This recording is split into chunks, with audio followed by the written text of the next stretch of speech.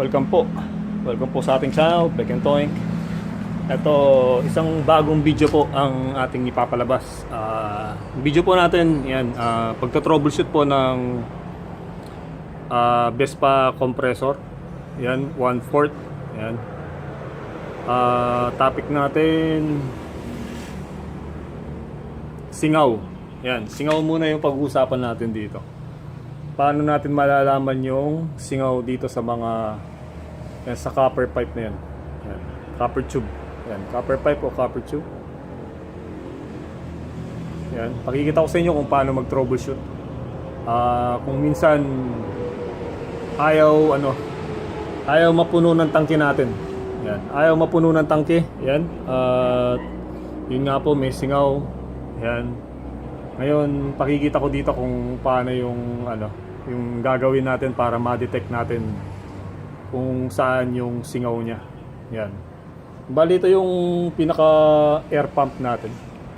Ito, pag umikot yan, ito, pag pinandar natin yan, itong motor natin, iikot yan ngayon, dahil may belt yan, sasamang iikot ito, itong pulley niya.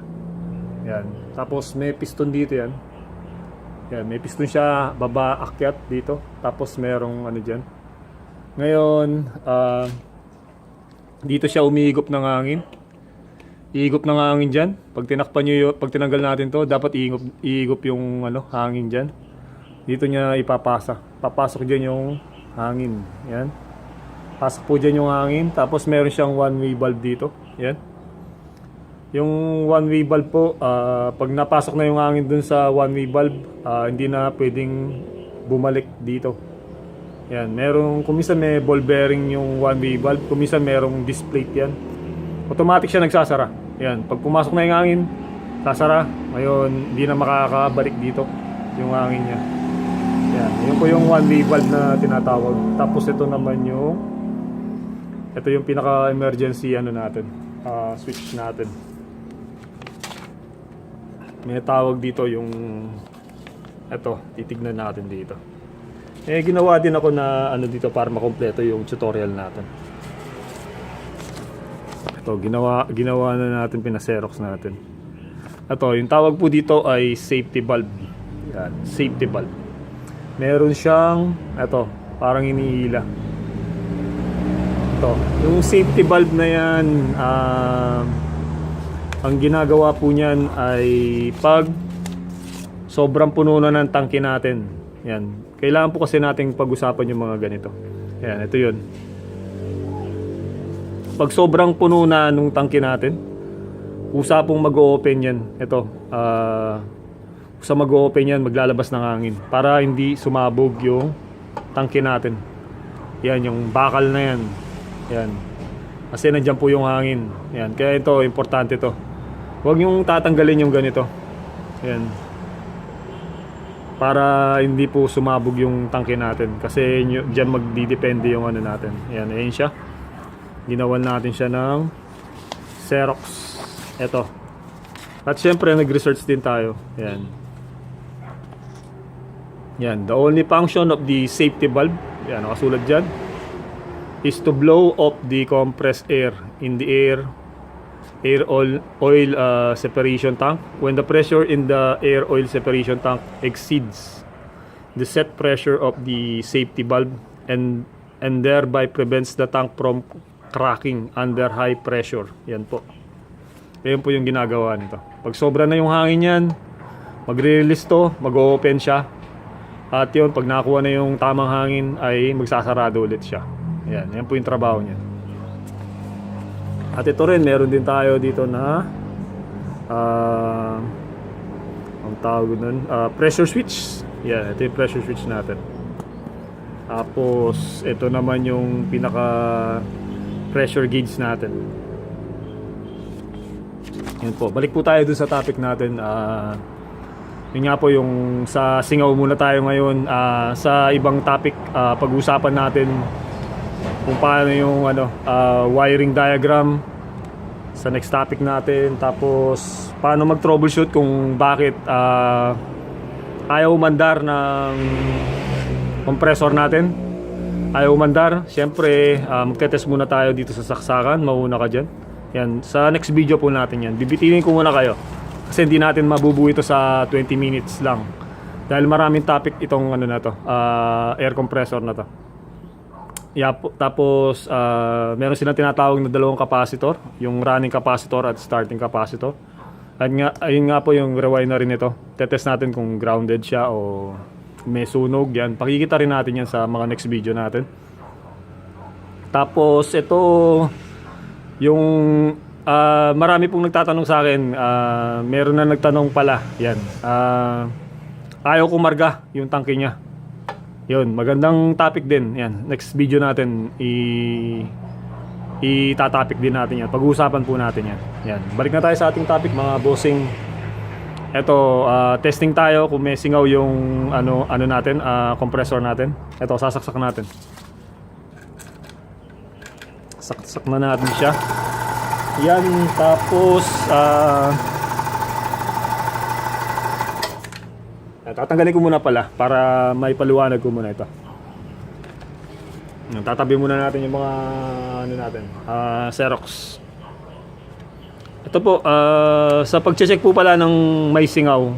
Pag may singaw po kasi yan, hindi rin ganong kakarga yung tangke natin.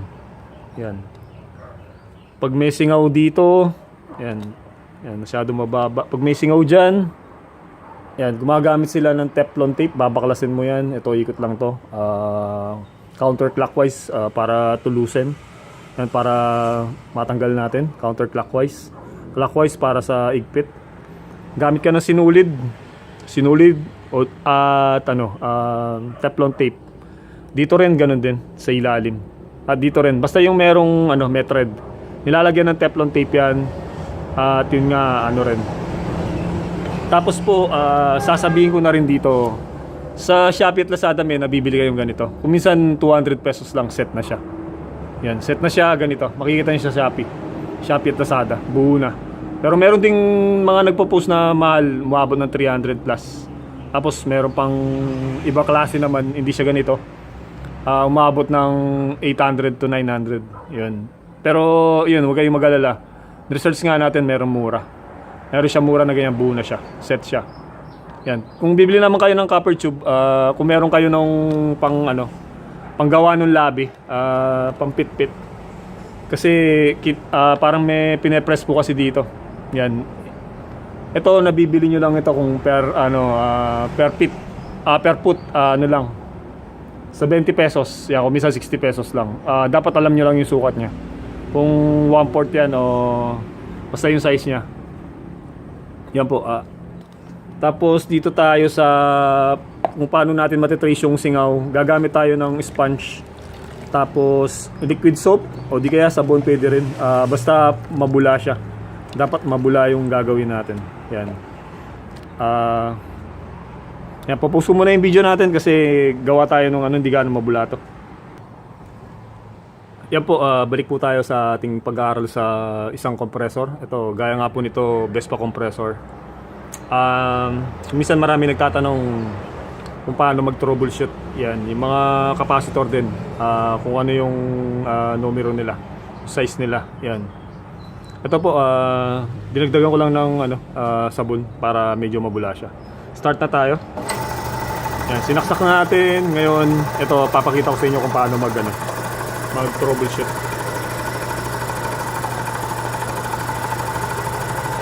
So, pabubula lang po kayo ng pabubula lang tayo. Sabon o di kaya mas maganda liquid soap. Ito, dito nyo titignan yan kung may tagas. Yan. Yung mga ganito. Yan po, may bula-bula siya. Ilalapit natin ng konti. Yan, makikita nyo na wala naman. Yan. Tapos yung copper tube din o copper pipe natin, nilalagyan din yan. Dapat mabula talaga. Yan. Kita nyo po, wala naman siyang tagas dito. Ito, pakikita natin kung paano yung may tagas. Bubuksan natin ng konti. Bubuksan natin siya ng konti bilang halimbawa.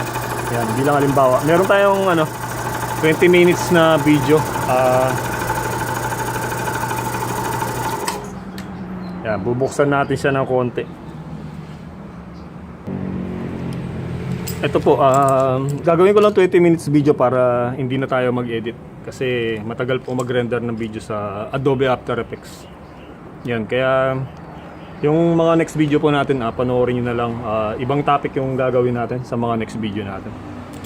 Ito para masampulan lang po natin. Bubuksan natin ng konti ito para maipakita ko lang sa inyo yung yung mesingaw. Yan, kung paano yung mesingaw. Tapos pagkatapos po ng video na to, next topic tayo. Yan, binuksan lang natin ng konti para makita nyo yung example natin. Yan, pinandar natin siya. Tapos gamit pa rin yung sponge, yung pang-ugas ng pinggan natin, ginagamit sa pang-ugas ng pinggan. Tapos ito siya. Ayan. Ayan, makikita nyo po dyan sa video natin. Yan, sana maging visible lang sa camera. Ayan siya. Ayan, pag sumisingaw po yan, ayan yung makikita nyo, gumagalaw yung bubbles. Ayan, may singaw siya pag ganyan. Ayan, may singaw siya. Ayan po, makikita nyo dyan na nagbabubble siya. Ayan. Ayan, malakas yung bubbles. Yan, ganyan po yung may singaw at ayan po yung natin, tinatanggal.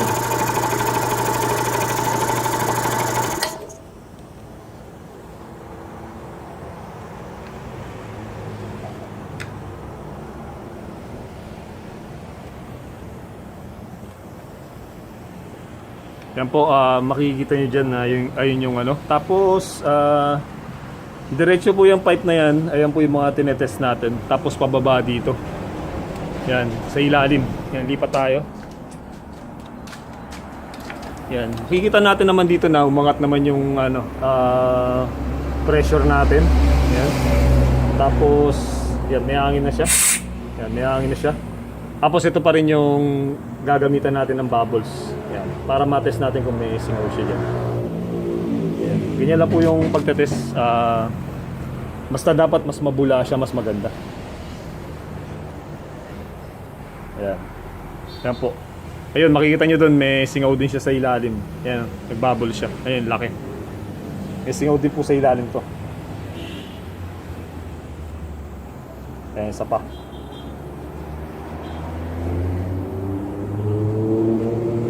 Ayan, may singaw po sa ilalim. Tapos ayan lang po yung mga importante. Tapos dito rin, itong pinaka gate valve natin.